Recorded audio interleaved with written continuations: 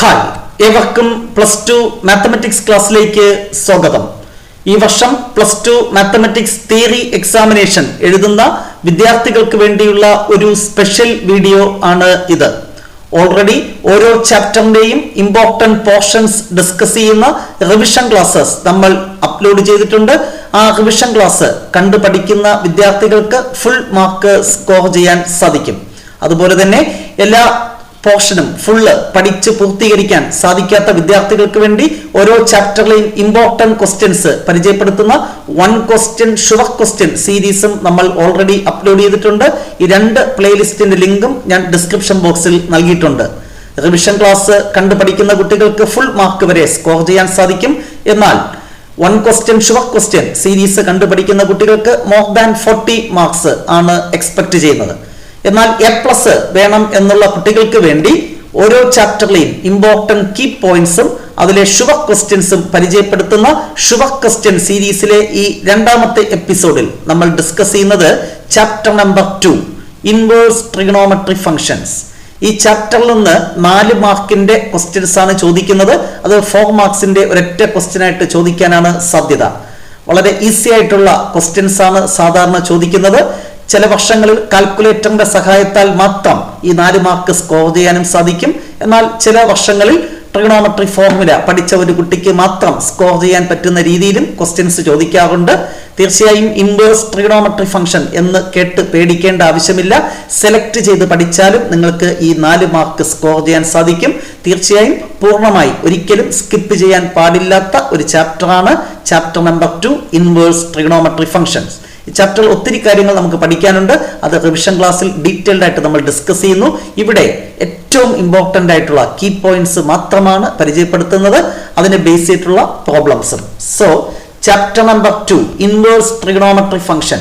ഈ ചാപ്റ്ററിന്റെ key points: sine inverse എന്ന് പറയുന്ന ഫംഗ്ഷന്റെ ഡൊമൈൻ ക്ലോസ്ഡ് ഇന്റർവൽ -1,1. അതിന്റെ റേഞ്ച് ക്ലോസ്ഡ് ഇന്റർവൽ -π/2, π/2. ഇത് നമ്മൾ റെസ്ട്രിക്ട് ചെയ്തിട്ടുള്ള ഒരു റേഞ്ച് ആണ്. അതുകൊണ്ട് ഇതിനെ പ്രിൻസിപ്പൽ വാല്യൂ ബ്രാഞ്ച് എന്നാണ് പറയുന്നത്. ഈ ഫംഗ്ഷൻ ഇൻവെർട്ടിബിൾ ആക്കാൻ വേണ്ടി, അതായത് ഈ ഫംഗ്ഷൻ ബൈജക്റ്റീവ് ആക്കണം, 1 1 ആക്കണം, അതിനുവേണ്ടി റേഞ്ച് നമ്മൾ റെസ്ട്രിക്ട് ചെയ്യും. ആ റെസ്ട്രിക്ട് ചെയ്ത റേഞ്ച് ആണ് ഇവിടെ നൽകിയിട്ടുള്ളത്. This is called principal value branch. അതായത് സൈൻ ഇൻവേഴ്സിന്റെ ആൻസർ -90ക്കും +90ക്കും ഇടയ്ക്കായിരിക്കും. ഈ സൊല്യൂഷനെ പ്രിൻസിപ്പൽ വാല്യൂ സൊല്യൂഷൻ എന്നാണ് പറയുന്നത്. അപ്പൊ പ്രിൻസിപ്പൽ വാല്യൂ സൊല്യൂഷൻ കാണുമ്പോൾ ആൻസർ സൈൻ ഇൻവേഴ്സിൻ്റെത് എന്തിനും ഇടയ്ക്കായിരിക്കണം, -π/2നും +π/2, -90ക്കും +90ക്കും. സൈൻ ഇൻവേഴ്സിന്റെ വാല്യൂ എന്തിനു മാത്രമേ കാണാൻ സാധിക്കത്തുള്ളൂ? ക്ലോസ്ഡ് ഇന്റർവൽ -1,1 റിയൽ നമ്പർ -1ഉം 1ഉം ഉൾപ്പെടുന്ന അതിനിടയ്ക്കുള്ള റിയൽ നമ്പേഴ്സിന് മാത്രമേ സൈൻ ഇൻവേഴ്സിന്റെ വാല്യൂ ഡിഫൈൻ ചെയ്തിട്ടുള്ളൂ. നെക്സ്റ്റ് കോസ് ഇൻവേഴ്സിന്റെ ഡൊമൈൻ again closed interval -1,1. അതിന്റെ principal value branch closed interval 0,π. Answer ഒരിക്കലും നെഗറ്റീവ് വരത്തില്ല, നോട്ട് ദ പോയിന്റ്. 0ക്കും 180 ഡിഗ്രിക്കും ഇടയ്ക്കായിരിക്കും കോസ് ഇൻവേഴ്സിന്റെ വാല്യൂസ് കിട്ടുന്നത്. നെക്സ്റ്റ് ടാൻ ഇൻവേഴ്സിന്റെ ഡൊമൈൻ ക്യാപിറ്റൽ R. ഏത് റിയൽ നമ്പറിലും ടാൻ ഇൻവേഴ്സിന്റെ വാല്യൂ കണ്ടെത്താം. Answer open interval -π/2, π/2. -π/2നും +π/2നും ഇടയ്ക്കുള്ള ആൻസർ ആയിരിക്കും, വാല്യൂസ് ആയിരിക്കും കിട്ടുന്നത്. ഇവിടെ ഇൻക്ലൂഡിംഗ് ആണ്, ഇവിടെ എക്സെപ്റ്റ് -π/2 ആൻഡ് +π/2. അതാണ് ഓപ്പൺ ഇന്റർവൽ. കോട്ട് ഇൻവേഴ്സ് അതിന്റെയും ഡൊമൈൻ ക്യാപിറ്റൽ R. റേഞ്ച് എന്താണ്? Open interval 0,π. ആദ്യത്തെ 2 കേസിൽ നമ്മൾ എന്ത് കൊടുത്താൽ മതി? ഇവിടെ പ്രിൻസിപ്പൽ വാല്യൂ ബ്രാഞ്ച് എഴുതുമ്പോൾ ഇത് രണ്ടും ക്ലോസ്ഡ് ആണ്, സൈൻ ഇൻവേഴ്സും കോസ് ഇൻവേഴ്സും. ടാൻ ഇൻവേഴ്സും കോട്ട് ഇൻവേഴ്സും വരുമ്പോൾ അതിന്റെ ഓപ്പൺ ഇന്റർവൽ എഴുതിയാൽ മതി. 0ക്കും 180 ഡിഗ്രിക്കും ഇടയ്ക്കുള്ള വാല്യൂസ് ആണ് കോട്ട് ഇൻവേഴ്സിന് കിട്ടുന്നത്. ഇത് ഓർത്തിരിക്കുക, ഒരു 1 വേർഡ് ക്വസ്റ്റ്യന് സാധ്യതയുണ്ട്. നെക്സ്റ്റ് ഒരു പ്രോപ്പർട്ടി, ഒത്തിരി പ്രോപ്പർട്ടീസ് ഉണ്ട്, അതൊക്കെ സിലബസിൽ നിന്ന് ഡിലീറ്റഡ് ആണ്. നമുക്കിത് മാത്രമാണ് പ്രോപ്പർട്ടീസിൽ പഠിക്കാനുള്ളത്. Sine inverse sine x = x എന്ന് എഴുതണമെങ്കിൽ x എന്തായിരിക്കണം? Closed interval -π/2, +π/2 cos inverse cos x = x എന്ന് എഴുതാം. പക്ഷെ അങ്ങനെ എഴുതണമെങ്കിൽ x എന്തായിരിക്കണം? ക്ലോസ്ഡ് ഇന്റർവൽ 0,π ഒരു വാല്യൂ ആയിരിക്കണം.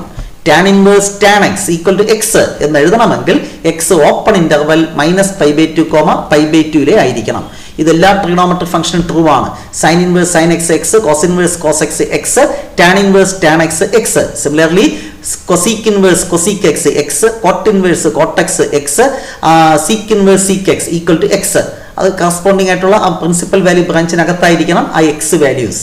ഇത്രയും കാര്യങ്ങളാണ് മസ്റ്റായിട്ട് നമ്മൾ അറിഞ്ഞിരിക്കേണ്ടത്. ഇത് തിരിച്ചും എഴുതാം കേട്ടോ. ഇത് sine inverse sine x equal to x, തിരിച്ച് sine of sine inverse x എന്ന് വന്നാലും എക്സ് എന്ന് എഴുതാം. Cos of cos inverse x that is also x. അപ്പൊ കറസ്പോണ്ടിങ് ആയിട്ട് ഈ വാല്യൂസ് ആയിരിക്കും ഇവിടെ വരുന്നത്. ഓക്കെ, കൺഫ്യൂഷൻ ആക്കണ്ട, ജസ്റ്റ് സൂചിപ്പിച്ചു എന്ന് മാത്രം. ഇത്രയും അറിയാമെങ്കിൽ, നല്ലൊരു കാൽക്കുലേറ്റർ ഉപയോഗിക്കാനും അറിയാമെങ്കിൽ ഈ ചാപ്റ്ററിലെ മാർക്ക് നിങ്ങൾക്ക് സ്കോർ ചെയ്യാൻ സാധിക്കും. ഈ ചാപ്റ്ററിലെ ഏറ്റവും important questions. Question number 1, find the principal value of sine inverse 1/√2. ഇത് മനസ്സിലാക്കി പഠിക്കാം, മനസ്സിലാക്കാതെയും പഠിക്കാം. എന്തായാലും മാർക്ക് നേടുകയാണല്ലോ ലക്ഷ്യം. ആദ്യം ഷോർട്ട് കട്ട് പറയാം. നിങ്ങളുടെ കൈവശമുള്ള സയന്റിഫിക് കാൽക്കുലേറ്റർ എടുക്കുക. നിങ്ങൾക്ക് സയന്റിഫിക് കാൽക്കുലേറ്റർ അലൗഡ് ആണ് എക്സാമിനേഷൻ ഹാളിൽ. കാൽക്കുലേറ്റർ എടുക്കുക, സൈൻ ഇൻവേഴ്സ് 1/√2 എന്ന് അടിച്ചു കൊടുക്കുക, ഈക്വൽ ടു അടിക്കുക, കിട്ടി ആൻസർ. എന്താണ്? 45 ഡിഗ്രി എന്ന് കിട്ടും. 45 ഡിഗ്രി എന്ന് എഴുതിയാലും മാർക്ക് കിട്ടും. π/4 അതാണ് റേഡിയൻ മെഷർ, അത് എഴുതിയാലും മാർക്ക് കിട്ടും. നമ്മൾ സാധാരണ കാൽക്കുലേറ്റർ സെറ്റ് ചെയ്തിരിക്കുന്ന ഡിഗ്രി മെഷറിലാണ്. അപ്പോൾ ഡയറക്റ്റ് ആയിട്ട് സൈൻ ഇൻവേഴ്സ് 1/√2 ഈക്വൽ ടു അടിക്കുമ്പോൾ 45 ഡിഗ്രി എന്ന് കിട്ടും.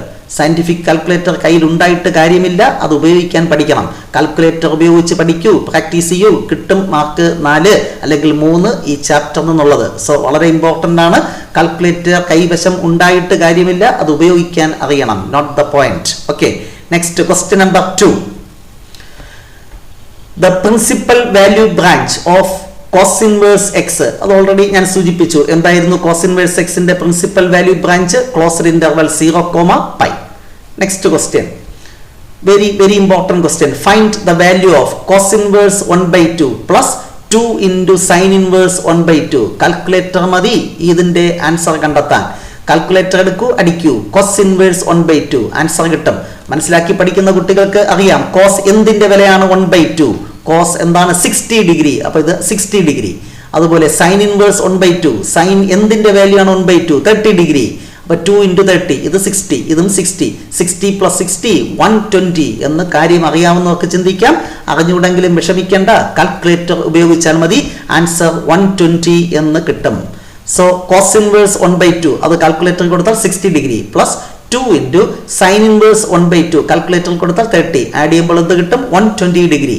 റേഡിയൻ മെഷറാണ് ഇഷ്ടമെങ്കിൽ ആൻസർ 2π/3 എന്ന് എഴുതുക. Next question, sine inverse sine 3π/5. നമ്മളിപ്പോൾ പഠിപ്പിച്ചു സൈൻ ഇൻവേഴ്സ് സൈൻ എക്സ് ആണെങ്കിൽ എക്സ് അല്ലേ, ഒറ്റ സ്റ്റെപ്പിൽ 3π/5 എന്ന് എഴുതും. തെറ്റി, ആൻസർ. ഞാൻ പറഞ്ഞു അങ്ങനെ എഴുതണമെങ്കിൽ എങ്ങനെ?